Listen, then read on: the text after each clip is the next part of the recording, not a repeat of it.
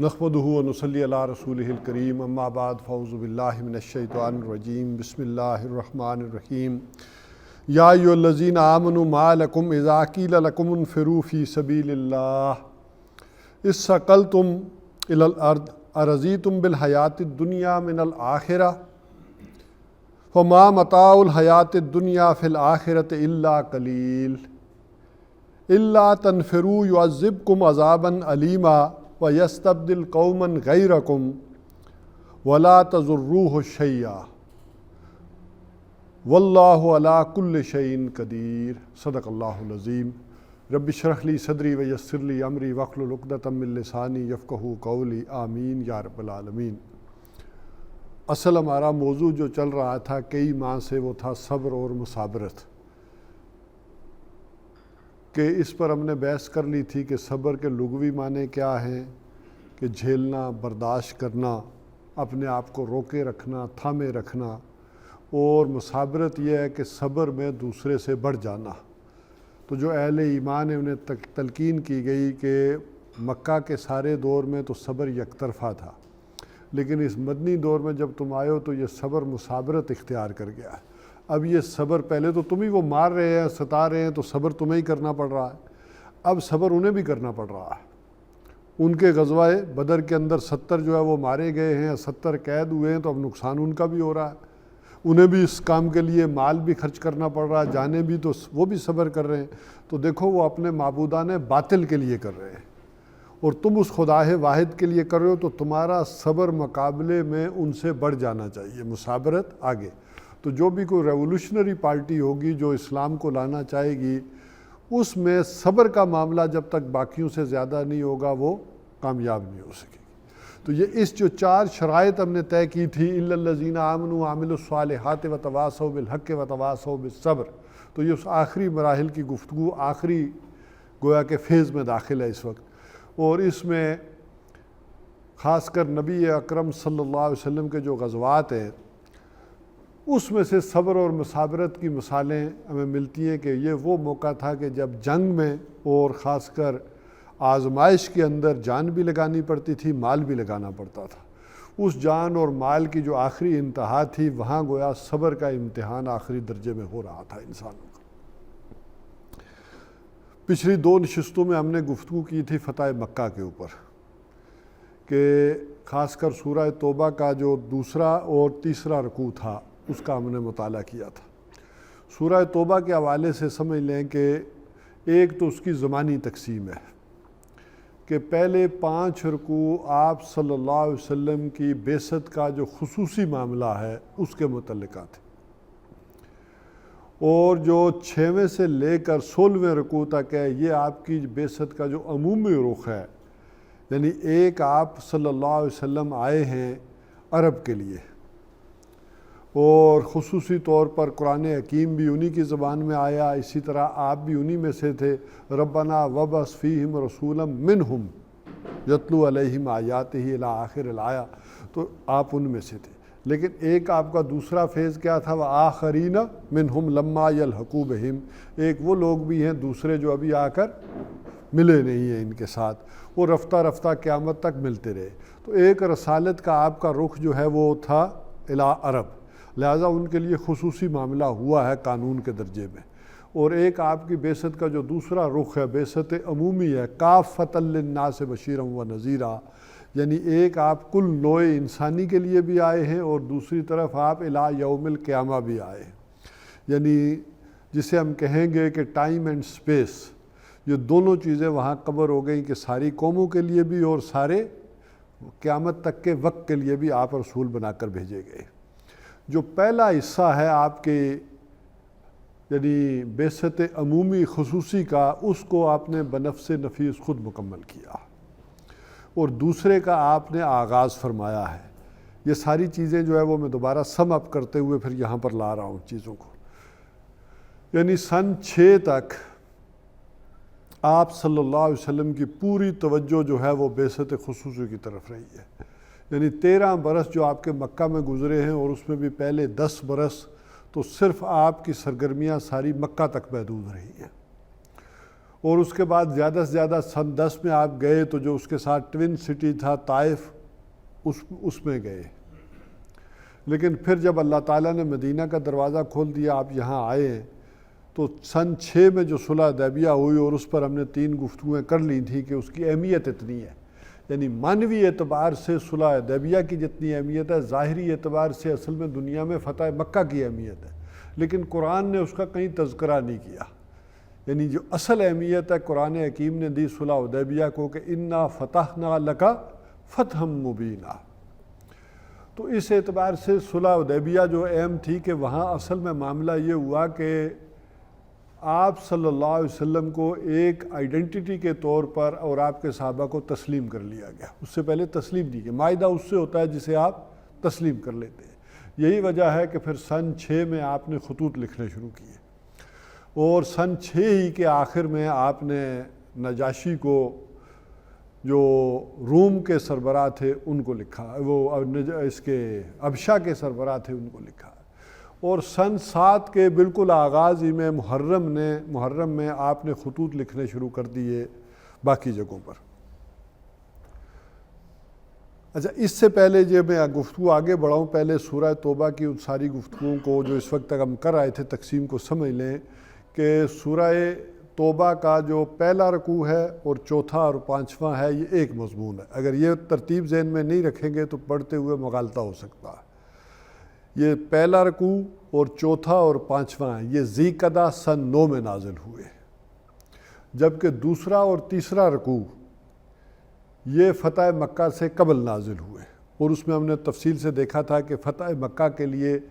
جو حضور صلی اللہ علیہ وسلم نے تیاری کی تو اس میں 3 بڑی چیزیں جو ہے وہ چاٹ بن رہی تھی۔ ایک قریش کا رعب اور دبدبہ، ان کی شہرت، اور اس حوالے سے کہ چاٹ تھی کہ ان کا پورے عرب کے اوپر ایک تسلط تھا، گویا حکومت کوئی نہیں تھی لیکن عرب ایک انہیں اتھارٹی مانتے تھے، مذہبی اعتبار سے، تجارتی اعتبار سے، ایک سیاسی اعتبار سے۔ اور اسی طرح دوسرا معاملہ تھا کہ نیکی کا یا مذہب کا روایتی تصور، کہ وہ جو آڑے آ رہا تھا کچھ لوگوں کے ذہنوں میں کہ یہ آپ بالآخر جو ہے وہ کیا ہیں، حرم کی خدمت کرنے والے ہیں، حاجیوں کو پانی پلانے والے ہیں، تو ان کو کہا گیا کہ عمارت المسجد الحرام و سقایت الحاجہ، ان کو تم نے برابر کر دیا اس چیز کے، اصل میں یہ متولی نہیں ہے۔ قرآن نے پھر کہا کہ یہ غاصب سمجھو انہیں، ان کا تو یہ کام ہی نہیں کہ وہاں رہیں۔ تو اور تیسری چیز تھی کہ جو اہل ایمان کے وہاں رشتہ دار رہ گئے تھے، ان کی بیویاں تھیں، بچے تھے، ماں باپ تھے، وہ وہاں موجود تھے، اس کی وجہ سے وہ چیز بھی رکاوٹ بن رہی تھی اس حملے میں۔ تو ان تینوں چیزوں کو پھر جو ہے وہ کلیئر کیا گیا کہ یہ تینوں چیزیں تمہارے راستے میں نہیں آنی چاہیے۔ تو یہ تو مضمون تھا دوسرے اور تیسرے رکوع کا۔ پہلا رکوع جو ہے اس میں ذی القعدہ سن 9 میں جو آیات نازل ہوئیں گویا اتنی اہم ترین تھی کہ جیسے وہ ہوتی ہے شاہ سرخی، کسی خبر کی اہم جو چیز ہوتی ہے، ہیڈ لائن ہوتی ہے، وہ جیسے پہلے لکھ دی جاتی ہے، یہ گویا کہ پہلے، یہ قرآن حکیم کا اسلوب ہے۔ یہ پورے کا پورا اسلوب ہم نے سورہ انفال میں بھی دیکھا کہ وہاں ایک بات جو آئی کہ غزوہ بدر میں مال غنیمت کا ابھی تک کوئی قانون نہیں آیا تھا، لہذا جو جس کے ہاتھ لگتا تھا وہ لے لیتا تھا۔ اس پر ایک جھگڑا کی کیفیت جو ہے وہ وہاں پیدا ہوئی، ایک تنازع کی صورت ہوئی کہ ہم تو حضور صلی اللہ علیہ وسلم کے ساتھ پیرے میں تھے، ہم تو پیچھا کر رہے تھے، تم اکٹھا کر رہے تھے، یہ تم سارا کیسے لے لو گے؟ تو اس میں اس بات کی جڑ کاٹ دی گئی۔ یسألونک عن الانفال قل الانفال للہ وللرسول، کہ کسی کا کچھ نہیں ہے، سب اللہ اور اللہ کے رسول کا، بنیادی جڑ کاٹ دی گئی، سب واپس کرو۔ اور حضور صلی اللہ علیہ وسلم نے سب واپس لیا اور مدینہ کی طرف سفر کیا ہے۔ بعد میں جا کر پھر راستے میں قانون آیا کہ وَاعْلَمُوا أَنَّمَا غَنِمْتُمْ، وہ 10واں پارہ جہاں سے شروع ہوتا ہے کہ 4 حصے مجاہدین کے ہیں اور 5واں اللہ اور اللہ کے رسول کے لیے ہے، اور ان کے قرابت داروں کے لیے، یتیموں کے لیے، مسکینوں کے لیے۔ تو یہ سارا قانون جس طرح سے آیا، وہیں اسی طرح سے سن 9 ذی القعدہ میں یہ آیات نازل ہوئی۔ سن 8 میں آپ کو معلوم ہے کہ مکہ فتح ہو گیا، اور سن 8 میں جب مکہ فتح ہوا ہے تو وہ حج حضور صلی اللہ علیہ وسلم نے مشرکین ہی کو انتظامات جو ہینڈ اوور کیے ہیں کہ یہ زیر انتظام مشرکین کے ہوگا، اس کی اپنی حکمتیں تھی، میں نے بیان کی تھی۔ اور سن 9 میں تبدیلی آئی کہ سن 9 کا حج بھی مشترکہ تھا، مشرکین کا بھی اور مسلمانوں کا بھی۔ اس میں تبدیلی یہ آئی کہ اب انتظامات مسلمانوں کے ہاتھوں میں چلے گئے، اور امیر حج جو ہیں حضرت ابوبکر صدیق رضی اللہ تعالیٰ عنہ بنائے گئے۔ البتہ بعد میں یہ جو ہے یہ جو سن 9 میں آیات نازل ہوئی، یہ جو پہلا رکوع تھا یہ آیات نازل ہوئی کہ اور حضور صلی اللہ علیہ وسلم نے حضرت علی رضی اللہ تعالیٰ عنہ کو بھیجا کہ حج میں اس خطبے کے موقع پر یہ آیات آپ پڑھ کر سنائیں گے، اور اس میں بہت بڑا اعلان تھا کہ مشرکین کے لیے 4 ماہ کی مہلت ہے، یا تو وہ ایمان لے آئیں یا پھر قتل کر دیے جائیں، جہاں تم انہیں پاؤ قتل کر دو، ان کے لیے اور کوئی آپشن نہیں تھا۔ تیسری گویا کہ بیچ میں والی بات امپلائیڈ تھی کہ یا یہاں سے سرزمین عرب سے چلے جاؤ، اب جزیرہ نمائے عرب کے اندر تمہارا کوئی مقام نہیں ہے۔ تو یہ خصوصی معاملہ تھا عرب والوں کے لیے جن میں آپ آئے کہ ایمان لاؤ یا قتل کر دیے جائیں سارے کے سارے، اور تیسرا یہ ہوا تھا کہ اسی میں بات تھی کہ یہ یہاں سے چلے جائیں۔ البتہ دنیا کی باقی اقوام کے لیے جو آپ کی بعثت عمومی تھی وہ یہ قانون نہیں رہا، وہ ہم پڑھیں گے انشاءاللہ العزیز۔ تو یہ قانون صرف خصوصی طور پر کس کے لیے تھا؟ عرب والوں کے لیے تھا، چونکہ خصوصی طور پر آپ ان میں، اور یہ اللہ تعالیٰ کا قانون ہے کہ اللہ تعالیٰ جس قوم میں رسول بھیجتے ہیں اگر وہ قوم ایمان نہیں لاتی تو اس کی آنکھوں کے سامنے وہ ختم کر دی جاتی ہے، پھر انہیں زندہ رہنے کا حق نہیں دیا جاتا۔ تو بہرحال یہ معاملہ تو اس وقت ان آیات کے ذریعے وہاں جو ہے وہ کلیئر کیا گیا، اس کی استثنائی صورتیں اور اس کی حکمتیں وہ پھر بعد میں چوتھے اور 5ویں رکوع میں آئی۔ یہ 6ٹھے رکوع سے پھر آغاز ہو جاتا ہے اس بات کا کہ جو آپ کی دعوت کا بین الاقوامی مرحلہ ہے۔ جیسا کہ میں نے کہا کہ اب بات کو وہاں جوڑ لیں کہ سن 7 میں جب آپ نے محرم میں خطوط لکھے ہیں، شاہ روم کی طرف جو ہے وہ آپ نے بھیجا ہے ان کو، حضرت دہیہ کلبی کو رضی اللہ تعالیٰ عنہ، وہ گئے ہیں قیصر روم کی طرف، اس کو جو ہے حضور صلی اللہ علیہ وسلم کا نامہ مبارک پیش کیا ہے، اور اسی طرح خسرو پرویز کی طرف یہ جو کسریٰ کی سلطنت ہے وہاں عبداللہ ابن حذیفہ رضی اللہ تعالیٰ عنہ کو بھیجا ہے۔ اسی طرح شاہ مقوقس مصر، وہ بھی عیسائی تھے، ان کی طرف حضرت حاتب ابن ابی بلتہ، ان کا ذکر میں نے فتح جو ہے مکہ کے طور پر کیا بھی تھا واقعات کے اندر، ان کو بھیجا ہے، اور اسی طرح شاہ عمان کی طرف حضرت عمر بن عاص رضی اللہ تعالیٰ عنہ کو بھیجا۔ بہرحال یہ آپ کے خطوط جو ہے وہ گئے۔ اسی طرح آپ کے ایک صحابی جو خط لے کر گئے ہیں یہ غسان میں، یہ شرجیل بن عمر، یہ جو گورنر تھا اصل میں قیصر روم کی طرف سے اس علاقے کا، اس کی طرف جب خط لے کر گئے ہیں تو اس نے انہیں قتل کر دیا، اور سفیر کا قتل چونکہ اعلان جنگ ہوتا ہے، بلکہ اس میں بھی وہ ساری چیزوں کو جوڑ لیں کہ اگرچہ 2 واقعات وہاں ہوئے ہیں تو اپنی کمیت کے اعتبار سے تو ایک واقعہ بڑا ہے، لیکن کیفیت کے اعتبار سے یہ بڑا ہو گیا۔ کیوں بڑا ہوا اس کو سمجھیں کہ جس طرح بالکل ہم نے دیکھا تھا حضور صلی اللہ علیہ وسلم کے ان واقعات میں کہ بئر معونہ میں کس طرح کتنے 70 صحابہ جو ہے وہ شہید کیے گئے، اسی طرح وہ جو مشرق کا علاقہ تھا وہاں جو آپ نے 8 یا 10 صحابہ بھیجے تو وہ بھی شہید کر دیے گئے، حالانکہ ان کی ریکویسٹ پر گئے تھے، سوائے ان کے کہ جو 2 بچ گئے تھے۔ اسی طرح آپ نے 15 صحابہ بھیجے ہیں ادھر یہ شام کی طرف، یہ جو تبوک اور یہ غسان کا علاقہ ہے، چونکہ یہ لوگ بھی عرب تھے جو عیسائی ہو گئے تھے۔ ادھر جو آپ نے 15 صحابہ بھیجے ہیں تبلیغ کی غرض سے، انہوں نے ان 15 کے 15 کو قتل کر دیا، بلکہ ایک کو جو ہے وہ شہید کر دیا، ایک کو چھوڑا جو ان کے سربراہ تھے جنہوں نے آ کر واپس اطلاع دی۔ اس کے لیے حضور صلی اللہ علیہ وسلم نے جو ہے وہ 3000 صحابہ جو ہے وہاں بھیجے کہ اس بات کا انتقام لیں، بلکہ یہ دوسرا جو واقعہ میں نے کہا اس کے لیے آپ نے بھیجے، یعنی اپنی کمیت کے اعتبار سے تو یہ 15 صحابہ جو ہے، 14 صحابہ جو شہید ہوئے ہیں یہ بڑا ہے، لیکن اپنی کیفیت کے اعتبار سے یہ جو ایک صحابی کو جو ہے جو آپ کے سفیر ہیں بنائے گئے ہیں ان کو جو شہید کیا گیا ہے، ان کا جو قتل ہے یہ زیادہ بڑا تھا۔ لہٰذا آپ نے اس واقعے کے لیے پھر اس کا بدلہ لینے کے لیے کہ سفیر کا قتل تو سیدھا سیدھا اعلان جنگ ہے، تو لہٰذا آپ صلی اللہ علیہ وسلم نے 3000 صحابہ جو ہے وہ وہاں بھیجے، اور اس میں ان کے سربراہ بنائے ہیں حضرت زید بن حارثہ رضی اللہ تعالیٰ عنہ، اور وہی کے ذریعے آپ کو خبر کر دی گئی تھی، حالات کا کچھ اندازہ ہوگا کہ اگر یہ شہید ہو جائیں تو پھر کیا کرنا۔ حضرت جعفر بن ابی طالب ان کو جو ہے وہ رضی اللہ تعالیٰ عنہ ان کو جو ہے وہ اپنا سپہ سالار مقرر کر دینا، اور اگر وہ بھی شہید کر دیے جائیں تو عبداللہ ابن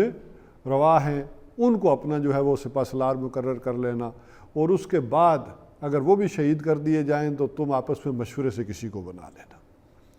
تو یہ 3000 کا لشکر جب وہاں گیا ہے تو وہاں جو وہ شرجیل ابن عمر جو تھا وہ 1,00,000 کا لشکر لے کر ان کے سامنے آ گیا۔ خود کیسر روم بھی اس وقت حمص میں موجود تھا۔ اس بات کو یوں سمجھ لیں کہ ایک آج کے زمانے کے حالات سے بھی سمجھ لیں کہ ایک شام کا علاقہ ہے جسے آج ہم سیریا کہتے ہیں، ایک یہ شام ہے، لیکن ایک بڑا شام تھا گریٹر شام جو حضور صلی اللہ علیہ وسلم کے وقت شام کہلاتا تھا، یا جو پورا شام رہا ہے تاریخ میں حصہ رہا ہے۔ ایک تھا، ایک کو کہتے تھے جو عراق عرب، اور ایک کو کہتے تھے شام عرب۔ یہ جو اس وقت کا شام تھا اس میں موجودہ یہ سیریا، اس میں لبنان، اس میں اردن، اسی میں فلسطین، اسی میں اسرائیل اور یہ غازہ، یہ سارا مل کر شام تھا۔ یہی وجہ ہے کہ آج آپ کو نیٹ پہ یا سوشل میڈیا پہ احادیث وغیرہ بھی ملتی ہیں شام کے بارے میں کہ وہ شام پر ہماری برکتیں ہوں، رحمتیں ہوں، وہ بڑا مبارک علاقہ ہے، تو اس سے یہ مراد نہ لے لیں کہ یہ والا سیریا ہے، کہ جب حضور صلی اللہ علیہ وسلم یہ کہہ رہے ہیں تو اس وقت وہ پورا شام ہے، اور اس بات کو سمجھنا پڑے گا کہ حضور صلی اللہ علیہ وسلم کیا کہہ رہے ہیں۔ تو اصلاً تو جو اس میں شام میں برکت والا علاقہ تھا وہ تو فلسطین کا علاقہ ہے۔ سبحان الذی اسریٰ بعبدہ لیلا من المسجد الحرام الی المسجد الاقصی الذی بارکنا حولہ، جس کو اس نے کیا کیا ہے، اس کے ماحول کو یا ارد گرد کو کیا کر دیا ہے، بابرکت کر دیا ہے، تو وہ علاقہ ہے بابرکت۔ اور ویسے حدیث سے معلوم ایسے ہوتا ہے کہ یہ شام میں بھی 3 حصے ہو جائیں گے آخر زمانے میں جا کر۔ شام کے جو 3 حصے بنیں گے، اور وہ کس انداز میں بنیں گے، ایک تو معلوم ہوتا ہے کہ وہ جیسے ابھی بھی یہ محمد جولانی کی جو حکومت آئی ہے، کچھ نے اسے کہا ہے کہ یہ بابرکت ہے، اور کچھ نے کہا ہے کہ یہ سفیانی کی حکومت ہے، مختلف تبصرے جو آ رہے ہیں۔ تو اصلاً تو یہ ہے کہ ایک لشکر امام مہدی کو جو ہے وہ مارنے کے لیے آئے گا، وہ بھی شام سے ہی آئے گا۔ اسی طرح حضرت مہدی بھی جو پہلا حملہ کریں گے وہ بھی شام پر ایک گروہ کی مدد کے لیے کریں گے، کہ معلوم ہوتا ہے کہ وہ دمشق کے اندر پھنسا ہوا ہوگا، وہ اہل ایمان کا گروہ، اور عیسائیوں نے گھیرے ہوئے ہوگا، اور جب عیسائی اسے گھیر لیں گے تو اب حضرت مہدی سے وہ کہیں گے کہ آپ سے ہمارا کوئی جھگڑا نہیں ہے، انہوں نے ہمارے بندے قید کر رکھے ہیں پکڑ کر، ہم انہیں نہیں چھوڑیں گے۔ تو حضرت مہدی کہیں گے نہیں، یہ ہمارے بھائی ہیں، ہم ان کی مدد ضرور کریں گے۔ یوں عیسائیوں اور پھر حضرت مہدی کے درمیان پھر ایک جنگ کا بھی آغاز ہوگا۔ تو اس کے آثار بھی ایک نظر آتے ہیں، اگرچہ لوگ کہہ رہے ہیں کہ گریٹر اسرائیل بنے گا، لیکن ریئلٹی آن دا گراؤنڈ ہے کہ ایسا نظر نہیں آتا۔ وہ اگر بنے گا تو اس اسرائیل کے تحت نہیں بنے گا۔ دیکھیں یہ فوجی ماہرین تو آپ میں سے اکثر ہیں ہی، آج بڑے بڑے ماہرین چلے نہیں آئے ہوئے، لیکن آپ سارے بھی سمجھتے ہیں، بریگیڈیئر صاحب بھی، ممتاز صاحب بھی بیٹھے ہیں، کہ اسرائیل کے لیے فزیکلی اتنے بڑے علاقے پر کنٹرول کرنا پاسبل ہی نہیں ہے، اس کی اتنی تعداد ہی نہیں ہے۔ اگر وہ یہ سارا عرب کا علاقہ لے بھی لے تو اس کو کنٹرول کیسے کرے گا؟ ایک زیادہ سے زیادہ ابھی وہ حماس والے ہی اس کے قابو نہیں آئے ہیں، وہ چھوٹی سی ٹکڑی ہے جو وہی ہے، اس نے اسے وقتہ ڈال رکھا ہے، اگرچہ نقصان مسلمانوں کا زیادہ ہو رہا ہے، لیکن اگر ذرا اندازہ کریں، وہ شام بھی کہہ رہا ہے کہ وہ سارا قبضہ کر لے، اردن بھی کر لے، اپنا لبنان بھی کر لے۔ اب تو وہ کہنے کو کیا ہے، وہ نیتن یاہو صاحب تو اب یہ بھی کہتے ہیں ان کے نمائندے کہ نہیں مکہ بھی ہمارا ہے، پہلے مکہ پر ان کا دعویٰ نہیں تھا، اب انہوں نے مکہ والا معاملہ بھی کر دیا۔ تو اگر وہ یہ سارا مکہ تک بھی آتے ہیں، قطر کویت تک بھی، تو کیا اتنی چھوٹی سی طاقت کے لیے جو عددی اعتبار سے اتنی چھوٹی ہو، اتنے سارے بڑے علاقے پر کنٹرول کرنا پاسبل نہیں نظر آتا۔ اس پہ میں چاہوں گا کہ آخر میں پھر کوئی آپ ماہرین انداز بھی تبصرہ کریں اور میری درستگی کریں کہ یہ ہوگا ایسے ہی کہ پھر اس کی مدد کے لیے ہو سکتا ہے نیٹو آئے، اور وہ نیٹو کے ذریعے پھر قابض ہوں اور مدد کریں، تو وہ دوسری بات ہو جائے گی۔ تو بہرحال شام کا میں تذکرہ کر رہا تھا کہ شام کے اندر پھر اس انداز میں 3 حصے معلوم ہوتا ہے کہ یہ ہوں گے، اور اس کے ابھی وہاں آپ کو معلوم ہے کہ شام میں بھی اس چھوٹے سے سیریا کے اندر بھی 38 گروپ ہیں جو متحارب ہیں، ان میں کتنا اتحاد بنتا ہے، کتنے آپس میں لڑتے ہیں، کتنے جولانی کے ساتھ جو ہے وہ اتحاد کرتے ہیں، یہ ابھی مستقبل کی بات ہوگی، دیکھا جائے گا کہ کتنا معاملہ بنے گا۔ بہرحال وہاں شرجیل ابن عمر جو تھا 1,00,000 فوج لے کر مقابلے میں آ گیا۔ بہرحال جیسے حمص کے اندر خود کیسر موجود تھا، جیسے میں نے کہا کہ ایک عراق عرب اور ایک شام عرب، عراق عرب پر زیادہ کنٹرول تھا ایرانیوں کا، کسریٰ کا، اور جو شام عرب تھا یہ زیر تسلط تھا کس کے؟ رومیوں کے، کیسر کے تھا۔ تو دونوں یہ سپر پاوریں تھیں، اور قسمت کی ستم ظریفی یہ دیکھیے کہ آج مسلمانوں کو لڑنا پڑ رہا ہے۔ آج سے ٹھیک 15 سال پہلے ہوا یہ کہ سن 4-5 کی بات ہوگی، 90 کی، کہ کیسر نے بڑا جو ہے حمص کے اندر شکست کھائی۔ یہ کسریٰ نے، خسرو پرویز نے حملہ کیا، اور یہ پورا شام کا علاقہ، بیت المقدس، یہ ایرانیوں نے فتح کر لیا۔ اس کا بھی ابھی میں تعلق نہیں جوڑ رہا، ابھی ہوا تو پھر آخر میں جوڑیں گے کہ یہ تاریخ کیسے ریپیٹ کرتی ہے۔ تو کیسر نے یہ سارا علاقہ شام کا، فلسطین کا لے لیا، اور بڑی بری شکست ہوئی ہے پھر کیسر کو۔ کسریٰ نے لے لیا، کیسر کو شکست ہوئی، اور اس حوالے سے پھر بلکہ یہ بڑی توہین بھی تھی کہ ان کا اہم مرکز جو ہے وہ ادھر چلا گیا، اور اس پر مشرکین عرب بڑے خوش ہوئے تھے اور مسلمان غمزدہ ہوئے تھے۔ اس کی وجہ یہ تھی کہ وہ یہ سمجھتے تھے کہ یہ بت پرست اور ایرانی کیا ہیں؟ آتش پرست، یہ بھائی بھائی ہیں، وہ بہرحال اہل کتاب ہیں اور وہ اور ہم بھائی بھائی ہیں۔ تو ان کو، مسلمانوں کو بھی بڑا افسوس ہوا۔ تو قرآن حکیم میں پھر آیا غلبت الروم فی ادنی الارض، مغلوب ہو گئے رومی قریب کی سرزمین میں، لیکن پھر بضع سنین، چند سالوں کے اندر دوبارہ رومی غالب آ جائیں گے۔ اب قرآن کی آیات پڑھ کر اس وقت حضرت ابوبکر صدیق رضی اللہ تعالیٰ نے شرط لگا دی، اور شرط کوئی 5-7 سال کی لگا دی، اور کہا کہ اگر نہ ہوئے وہ 5 سال بعد دوبارہ رومی غالب آئیں گے، آج تم بڑے خوش ہو رہے، نہیں تو میں 100 اونٹ دوں گا۔ تو حضور صلی اللہ علیہ وسلم سے اس کا تذکرہ فرمایا، تو انہوں نے کہا ابوبکر یہ بضع سنین کا اطلاق زیادہ سے زیادہ 9 پہ ہوتا ہے، 9 سے اوپر نہیں ہوتا۔ تو تم ایسے کرو کہ تعداد ادھر سے بھی بڑھا دو، ادھر سے بھی بڑھا دو، تم نے یہ جو 5 یا 4 کے اس کو 9 کر دو، اور اونٹ بھی 200 کر دو۔ اس وقت ابھی شرط لگانا حرام نہیں ہوا تھا۔ تو حضرت ابوبکر صدیق رضی اللہ تعالیٰ عنہ نے ایسے کیا۔ تو 9 برس بعد ہوا یہ کہ کیسر نے پوری تیاری کی، اور پیچھے سے یہ کیسپین سی جو ہے نا، اس سائیڈ سے آیا ہے، اور پیچھے سے آ کر بالکل ایرانی بے خبر تھے، آ کر پچھ سے اس نے حملہ کیا ہے، اور یہ سارا شام کا علاقہ یہ اس نے آزاد کروایا ہے۔ اور پھر تبرک کے طور پر یہ پھر پیدل گیا ہے ایلیا، بیت المقدس جو ہے ننگے پاؤں چل کر گیا ہے شکرانے کے طور پر۔ تو یہ اس وقت سے پھر شام میں مقیم تھا، خطرات تھے کہ وہ دوبارہ حملہ کریں گے، بدلہ ہوگا۔ تو حمص میں یہ خود بھی تیاری کے ساتھ بیٹھا ہوا تھا۔ تو 1,00,000 فوج کہتے ہیں کہ اس نے اپنے بھائی تھیوڈان کو دے کر بھیجی ہے۔ تو کچھ کا خیال یہ ہے کہ یہ 3,000 اور 2,00,000 کا مقابلہ ہوا ہے، اور کچھ یعنی اہل سیر کا ہے کہ نہیں 1,00,000 سے ہی، غسانی ہی کی فوج سے مقابلہ ہوا۔ بہرحال 1,00,000 سے بھی ہوا ہو تو ایک کے مقابلے میں 33 کی نسبت بن جاتی ہے۔ اور اس میں ہوا یہی کہ جنگ کا جو آغاز ہوا ہے، تو اس میں پھر پہلے جو اس کے سپہ سالار تھے زید بن حارثہ رضی اللہ تعالیٰ عنہ، وہ جو ہے وہ مرتبہ شہادت پر فائز ہوئے۔ پھر حضرت جعفر جو ہے بن ابی طالب جو ہے وہ آئے ہیں، اور پھر وہ بھی شہید ہوئے ہیں۔ ان کی شہادت کی یہ ہے کہ ان کا ایک ہاتھ بازو کٹا ہے، پھر دوسرا کٹا ہے۔ کہتے ہیں کہ جب انہیں غسل دیا گیا تو 80 زخم تھے ان کے جسم پر، اور سارے سامنے تھے، پیچھے کوئی نہیں تھا، یعنی وہ اپنے جسم پر بھی وار روکتے رہے ہیں۔ اور اسی وجہ سے پھر حضور صلی اللہ علیہ وسلم نے جب وہ شہید ہوئے ہیں تو بعد میں حضور صلی اللہ علیہ وسلم نے فرمایا کہ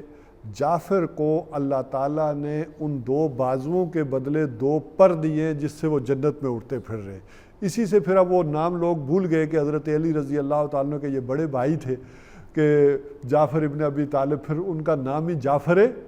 تیار پڑ گیا اسی نسبت سے، پھر لوگ اسی نسبت سے جانتے بھی ہیں اور یہی نام پہ مشہور بھی ہوا ہے بعد میں۔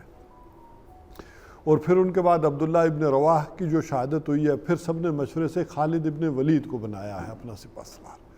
تو خالد ابن ولید نے پھر کوئی جنگی حکمت عملی برتی ہے، کچھ پہلے دن لڑائی ہوئی، پھر دوسرے دن جو ہے وہ انہوں نے فارمیشن چینج کی، اگلے دستوں کو جو ہے وہ پیچھے بھیجا، پیچھوں کو اگلے بھیجا، دائیں بائیں کیا۔ اس سے اس 1,00,000 کے لشکر پر جو ہوا معاملہ یہ طاری ہوا کہ شاید ان کی کمک آ گئی ہے اور فوج اور آ گئی، تو آرڈرلی انہوں نے ریٹریٹ کیا ہے، اس انداز سے ریٹریٹ کیا کہ وہ 1,00,000 کا لشکر ہلا نہیں، انہوں نے سمجھا یہ ہمیں گھیرنے کی کوشش کر رہے ہیں۔ وہ جیسے لاہور میں تھا کہ یہ فوج آ کر انڈین ٹھٹک کر کھڑی ہو گئی تھی کہ آگے نہیں بڑھی، کہ کیا وجہ، کوئی ریزسٹنس ہی نہیں ہے، کوئی بندہ ہی نہیں آگے مل رہا، تو وہ ٹھٹک گئے کہ ایسا نہیں ہو سکتا یہ کہیں پاکستانی پیچھے سے حملہ آ کر گھیر نہ لے ہمیں، تو وہ رک گئے۔ تو انہوں نے بھی اس طرح سمجھا کہ یہ ہمیں گھیرے میں لیا جا رہا ہے، یہ وہاں 1,00,000 کا لشکر رک گیا۔ اور پھر وہ جب ایک اتنے فاصلے پر پہنچے ہیں کہ جہاں سے انہیں معلوم تھا کہ اب نہ تیر نہ نیزہ کوئی شے کام نہیں کر سکتی، سیفلی ہم جا سکتے ہیں، ایگزٹ کر سکتے ہیں، تو وہ وہاں سے پھر چلے گئے۔ اور یہ بہت بڑی کامیابی تھی کہ حکمت عملی تھی کہ 1,00,000 یا 2,00,000 فوج کے نرگے سے 3,000 کو بچا کر لیا، اور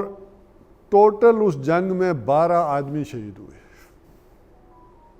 ذرا مقابلہ دیکھیں، 3,000 اور 1,00,000 کا ٹوٹل، 3 تو ان میں 6 میں سے 3 تو وہی ہیں جو سپہ سالار ہیں، اور لگتا ایسے ہے کہ مبازرت ہوئی ہوگی، جیسے پرانے زمانے میں جنگ ہوتی ہے نا، اگر گمسان کا رنگ پڑتا، ہجوم ہوتا تو ایسا نہ ہوتا، بہت زیادہ جو ہے کیجویلٹیز ہوتی۔ اور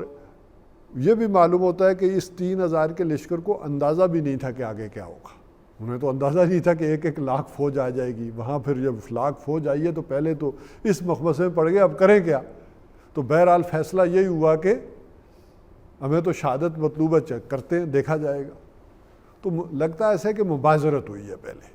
سپہ سالار آگے آتے رہے، ادھر سے بھی آگے آتے رہے، وہ ایک کو مارا، دوسرے کو مارا، ان کا پھر سپہ سالار آیا، کوئی آگے ان کا کماندار آیا ہوگا، تو یوں ہوا۔ اگر براہ راست دونوں فوجیں ٹکراتی تو لگتا ہے کہ زیادہ نقصان ہونا تھا۔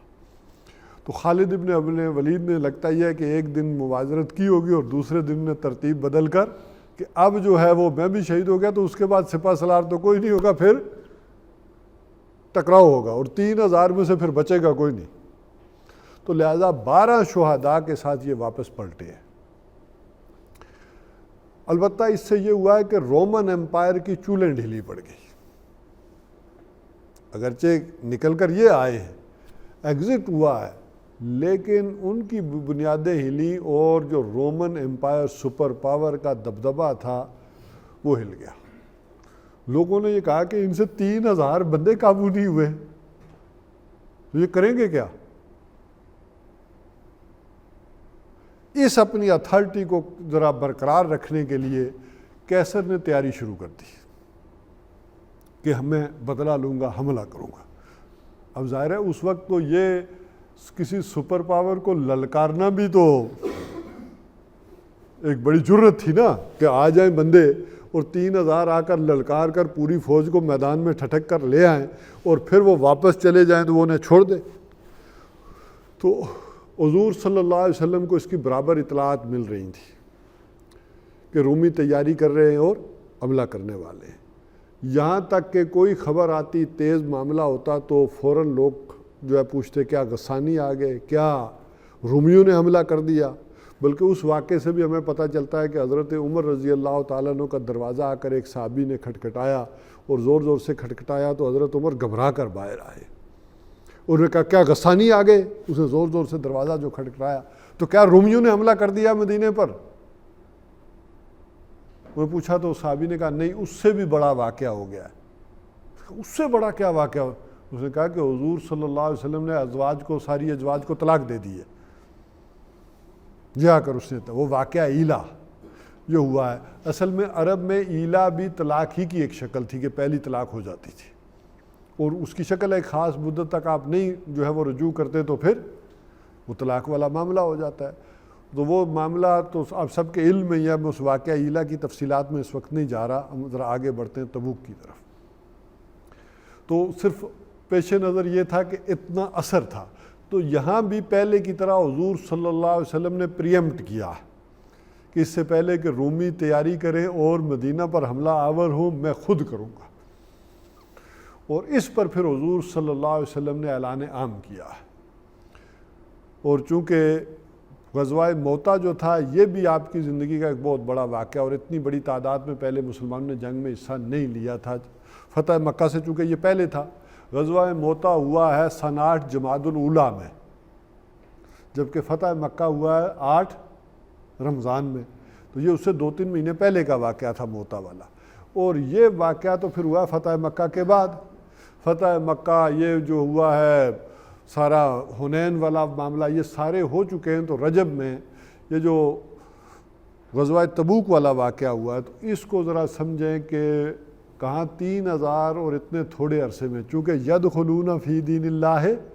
افواجہ ہوا، تو 30,000 کا لشکر لے کر حضور صلی اللہ علیہ وسلم پھر تبوک کی طرف بڑھے ہیں. اب یہ جو 30,000 کا لشکر لے کر بڑھے، اس میں ذرا بات کو سمجھ لیں. یہ جو رکوع ہم نے آئندہ، مجھے لگتا ہے ابھی میں تمہیدی گفتگو مکمل کر لوں تو ان رکوع کا مطالعہ ہم اگلی دفعہ پھر شروع کریں گے. یہ آیات ابتدائی تو میں نے پڑھ دی ہیں، صرف یہ پس منظر سارا ذہن میں رہے گا تو جب ہم مطالعہ کریں گے تو پھر ذہن کنیکٹ رہے گا. یہ جو 6 تا 16 رکوع ہیں، ان میں سے 6 تا 9 جو رکوع ہیں یہ غزوہ تبوک سے پہلے اور جاتے ہوئے نازل ہوئے ہیں، اور 10 سے لے کر 16 تک یہ وہ رکوع ہیں کہ جو غزوہ تبوک سے واپسی پر اور یعنی دوران سفر اور واپس جب آپ مدینہ پہنچیں تو یہ اس وقت نازل ہوئے.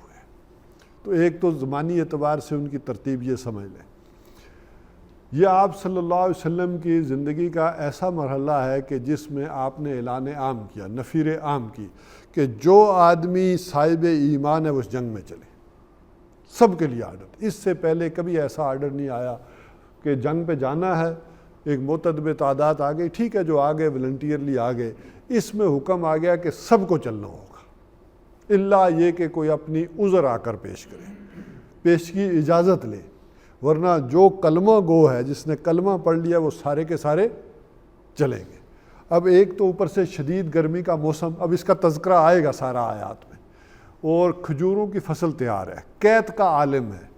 اس وقت قحط کے دن پڑ رہے تھے مدینہ میں، چونکہ فصل تیار ہونے سے پہلے آپ کو معلوم ہے یہاں بھی جیسے اب پاکستان میں بھی گزارا ہوتا تھا شروع کے عرصے میں، جن دنوں فصل تیاری کے مراحل میں ہوتی تھی غلہ اکثر ختم ہو جایا کرتا تھا لوگوں کے پاس. وہ مہینہ 2 مہینے کوئی 15 دن وہ پلاننگ میں ڈسٹربنس آ جایا کرتی تھی. تو اسی طرح ابھی کھجوریں اتری نہیں ہیں تو یہ قحط کا عالم بھی ہے، اوپر سے شدید گرمی ہے، اور یہ بھی پیشگی گویا کہ بات ہے کہ اگر فصل نہیں اتاریں گے تو اگلے سال تو ہونا ہی ہونا ہے قحط والا معاملہ، کیونکہ وہ تو فصل وہی ضائع ہو جائے گی. اوپر سے سواریاں نہیں ہیں، وہ کم ہیں، وہ اس طرح کا بندوبست نہیں ہے. تو وہ سارے حالات جو ہیں وہ اس وقت گفتگو کیے جا رہے ہیں. اور اسی میں پھر یہ معاملہ بھی آیا کہ جانا بھی سب کو ہوگا. تو اس میں پھر 3 طرح کے لوگ آئے ہیں. ایک وہ تھے کہ جنہوں نے آ کر جھوٹے بہانے بنائے، قسمیں کھائی، اور حضور صلی اللہ علیہ وسلم سے اجازت لی کہ میری یہ مجبوری ہے، یہ مجبوری ہے، میں نہیں جا سکتا. تو اس پر بھی اللہ تعالیٰ کی طرف سے ایک تبصرہ آیا کہ لما اذنت لہم، اے نبی آپ نے ان کو کیوں اجازت دی، تاکہ ایک بات کھل جاتی، نفاق کھل جاتا کہ کون کیا ہے. بہرحال ایک وہ لوگ تھے کہ جو ہی حضور صلی اللہ علیہ وسلم واپس آئے ہیں تو آپ کے پاس آ کر بغیر بلائے حاضر ہو گئے اور کہا کہ ہمارا یہ مسئلہ تھا، ہم اس لیے نہیں جا سکے، ہم تیاری میں تھے. اچھا کچھ وہ بھی لوگ تھے کہ جو معذرت کرنے بھی نہیں آئے. ان میں سے پھر 3 صحابہ کا واقعہ بڑا مشہور انداز میں پھر جو ہے وہ ہوا ہے دنیا میں، وہ بھی قرآن حکیم میں زیر بحث آیا ہے کہ انہیں بھی بلایا گیا اور جواب طلبی کی گئی. جواب طلبی تو سب کو کی گئی، سب کی گئی، لیکن ان 3 نے آ کر پھر کہا کہ سچی بات ہے کہ ہم جا سکتے تھے، ہم نہیں گئے، ہماری کوتاہی ہے. وہ وہاں ہم تفصیل میں دیکھیں گے. تو اس طرح سے 3 طرح کے یہ معاملات جو ہے وہ پیش آئے ہیں. تو حضور صلی اللہ علیہ وسلم جو ہے وہ پھر گئے ہیں تبوک کی طرف. 15 دن آپ کے جانے میں لگے ہیں، 15 دن آنے میں لگے ہیں، اور 30 دن وہاں آپ مقیم رہے، آپ تبوک سے عرب کے حدود سے آگے نہیں نکلے، اور ادھر سے پوری تیاری کے ساتھ کیسر موجود تھا لیکن وہ نہیں آیا مقابلے میں۔ اچھا، اس کا گمان یہ تھا کہ حضور خود نہیں آئیں گے، وہ تیاری کر کے آ رہا تھا، چل رہا تھا کہ کوئی ان کا سپہ سالار ہوگا، کچھ اور لوگ ہوں گے تو میں جنگ کروں گا، لیکن جب اسے معلوم ہوا کہ محمد صلی اللہ علیہ وسلم خود ہیں تو اس نے پھر مقابلے کی جرأت نہیں کی۔ اس کی وجہ یہ تھی کہ وہ دل سے پہچان چکا تھا کہ محمد صلی اللہ علیہ وسلم اللہ کے سچے رسول ہیں، ان سے مقابلہ کرنے کا مطلب تباہی اور بربادی ہے۔ بلکہ آپ نے وہ واقعہ بھی شاید سنا ہوگا کہ جب اس نے پوچھا تھا، معلومات حاصل کی تھی اپنے دربار میں وہاں روم میں، ابو سفیان بھی تھے، اور ان سے جب پوچھ گچھ کی تھی، اور جب وہ اس نے پوچھ گچھ کے انداز میں جب وہ ساری باتیں کر لیں تو انہوں نے کہا جیسا کہ تم کہہ رہے ہو، اگر وہ یہی ہیں تو یہ وہ آخری نبی ہیں، تو جہاں میں بیٹھا ہوا ہوں، اس نے اپنے قدموں کی طرف اشارہ کیا، ان کی حکومت یہاں تک آ کر رہے گی۔ اور اس میں تو پھر پورے دربار میں ایک کھلبلی مچ گئی، وہ آوازیں سوں ساں کی آنے لگ گئی کہ یہ تو لگتا ہے کہ ہمارا بادشاہ دین سے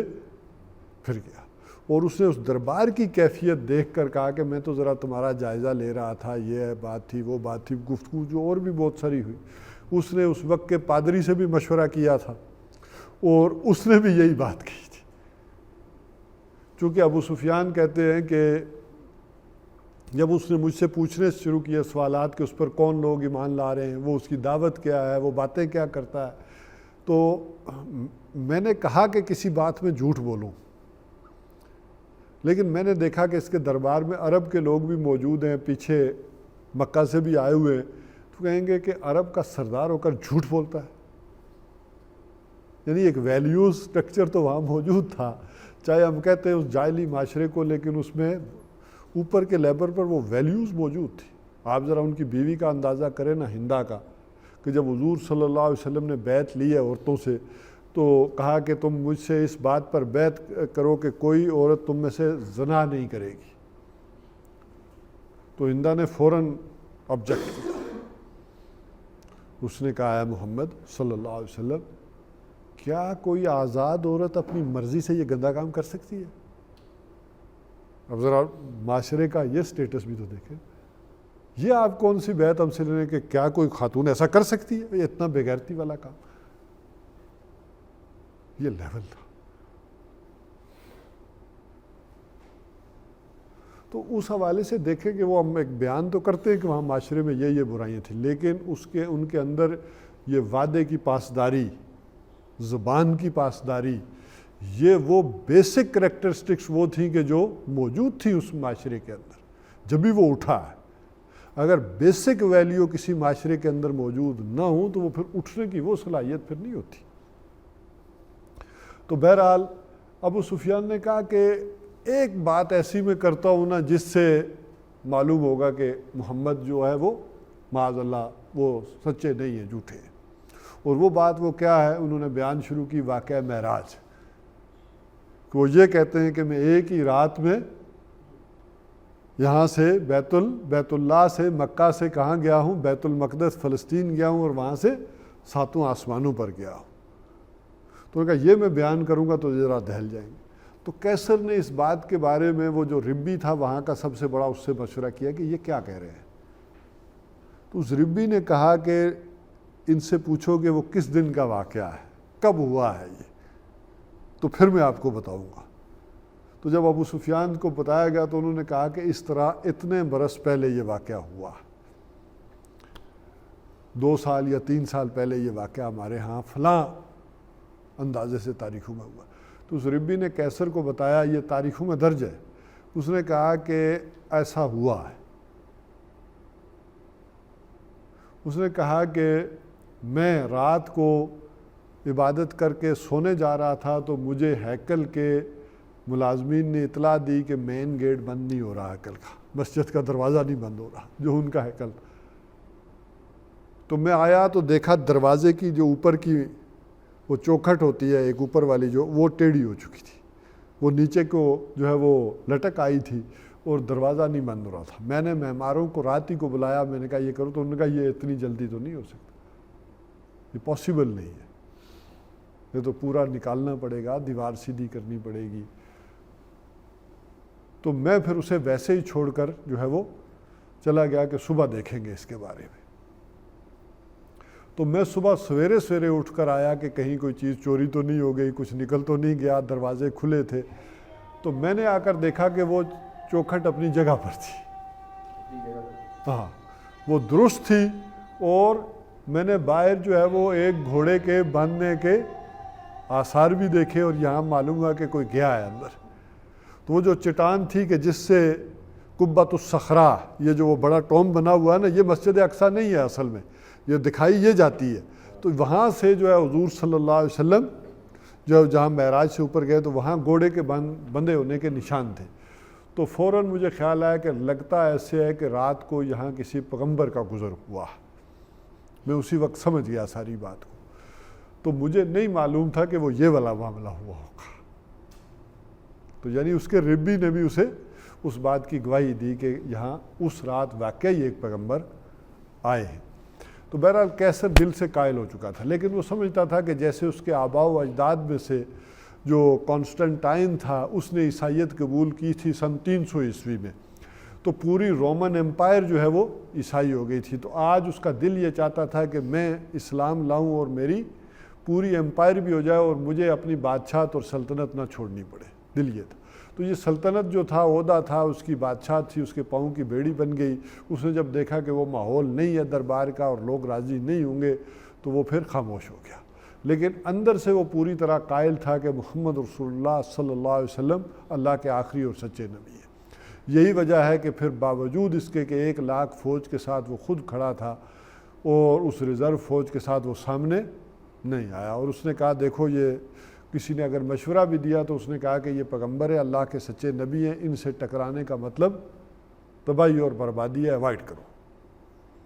لہذا اس سے جو مسلمانوں کا ایک رعب اور دبدبہ قائم ہوا ہے اس سارے علاقے میں، پھر وہ حضور صلی اللہ علیہ وسلم 30 دن مقیم رہے، تو قرب و جوار کے جو قبائل تھے، سرداران تھے، علاقے کی جو چھوٹی جیسے ریاستیں ہوتی ہیں وہ آئی ہیں اور حضور صلی اللہ علیہ وسلم سے معاہدات کیے اور یوں آئے۔ اب میں کنکلوڈ کر رہا ہوں بات کو، اس سارے کا معاملہ کیا ہوا، یہ ہوا کیوں؟ اس کو بالکل اس کے ساتھ سمجھ لیں کہ جو سارے کا سارا تبصرہ ہم نے کیا تھا غزوہ احزاب میں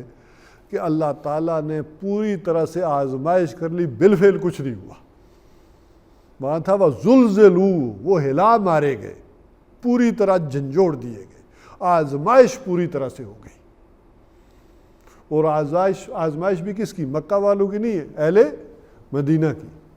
اب چونکہ جس کثیر تعداد میں لوگ آئے تھے، اسلام قبول کیا تھا، ان کی آزمائش نہیں ہوئی تھی۔ ذرا اندازہ کریں کہ اس کے اندر کچھ تو منافقین وہیں رہ گئے، پھر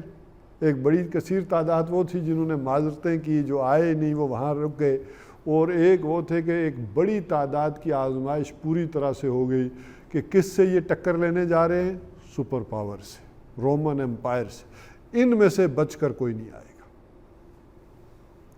آپ ذرا اس حقیقت کا بھی اندازہ کریں کہ اس میں بھی وہ منافقین حضور صلی اللہ علیہ وسلم کے ساتھ چلے گئے، اور ان کا خیال تھا وہاں وہ کیا پلے کرتے، بھاگ جاتے، ان کے ساتھ مل جاتے، یا جاسوسی کرتے، یا خون ہو سکتا ہے، لیکن ان کا خیال تھا کہ واپس کوئی نہیں بچ کر آئے گا۔ اور جب واپس آئے ہیں تو انہوں نے کہا کہ یہ معاملہ کیا ہو گیا کہ یہ پھر واپس آ گئے، اب تو پھر آزمائش میں آئیں گے۔ لہٰذا ان افراد نے پھر کوشش بھی کی راستے میں حضور صلی اللہ علیہ وسلم کو ہلاک کرنے کی۔ تو ایک اندازہ یہ کر لیں کہ پوری طرح سے پھر آزمائش ہوئی ہے۔ اللہ تعالیٰ جو بھی اس میدان میں آتے ہیں، جاتے ہیں، کلمہ پڑھتے ہیں، آگے بڑھتے ہیں، اللہ تعالیٰ انہیں آزماتا ہے۔ یہ اس کی سنت ہے کہ لوگوں نے کیا سمجھ رکھا تھا۔ گفتگو ہم نے یہاں سے شروع کی تھی، آج سے 4 مہینے 5 مہینے پہلے یہیں سے شروع کی تھی سورہ عنکبوت کے حوالے سے، کہ لوگوں نے کیا سمجھ رکھا ہے کہ وہ محض یہ کہنے سے کہ قولوا لا الہ الا اللہ چھوڑ دیے جائیں گے اور انہیں آزمایا نہ جائے گا، تو یہ آزمائش آتی ہے۔ تو لہٰذا پوری طرح سے یہ آزمائش آئی ہے اور وہ جھنجھوڑے گئے ہیں، فاقہ کشی ہے، فصلیں پکی ہوئی ہیں، سخت گرمی ہے، اور اسی پر پھر سارا تبصرہ ہم ان 2 رکوعوں میں پڑھیں گے کہ یہ آزمائش کتنی سخت رہی اور بالفعل کچھ نہیں ہوا، جیسے بالفعل غزوہ خندق میں کچھ نہیں ہوا تھا۔ اور یہ گویا کہ اس کا جو پہلو دوسرا پہلو ہے وہ میں نے بیان کیا آپ کے سامنے کہ یہ حضور صلی اللہ علیہ وسلم کی بعثت عمومی کا آغاز تھا جو آپ صلی اللہ علیہ وسلم خود کر کے گئے۔ بعثت خاصہ کے اندر آپ صلی اللہ علیہ وسلم نے جزیرہ نمائے عرب کے اندر اللہ کے اس دین کو غالب کر دیا اور عملی نمونہ پیش کر دیا کہ ایسا نہیں ہے کہ حضور صلی اللہ علیہ وسلم جو بات کر رہے ہیں وہ قابل عمل نہیں ہے، یہ قابل عمل ہے، بالفعل حضور صلی اللہ علیہ وسلم نے پریکٹیکلی اس کو کر کے دکھایا، لیکن نوع انسانی ابھی اس کی متحمل نہیں ہو سکتی تھی۔ یہ آؤٹ آف پروپورشن ایک چھلانگ تھی کہ جو حضور صلی اللہ علیہ وسلم نے قیامت سے آنے سے پہلے لوگوں کے لیے ایک مثال قائم کر دی، جیسے پکچر کا آپ ایک ٹریلر دیکھتے ہیں، ایک ٹریلر دکھا دیا کہ یہاں تک پہنچنا ہے۔ اس وقت چند انسان اگر پہنچے تھے تو مجموعی طور پر کل نوع انسانی کو اس جگہ پر اب پہنچنا ہے۔ بہرحال اسی پر میں بس کرتا ہوں۔ آج پریکٹیکلی ہم سبق نہیں پڑھتے، پریکٹیکلی اگر پڑھیں گے تو پھر جو ہے وہ لمبا کام ہو جائے گا۔ تو آئندہ جو ہے وہ گفتگو میں یہ جو 2 رکوع ہیں ہم ان کا مطالعہ کر لیں گے، جو جتنی ہم نے تمہیدی گفتگو کی ہے اس کی بیس کے اوپر، تفصیلات کے اوپر وہ 2 رکوع پڑھیں گے تو یہ ساری چیزیں واضح ہو جائیں گی۔ اقول قولی ھذا واستغفر اللہ لی ولکم ولسائر المسلمین والمسلمات۔ اب آپ سوالات کرنا چاہیں تو کوئی کر لیں۔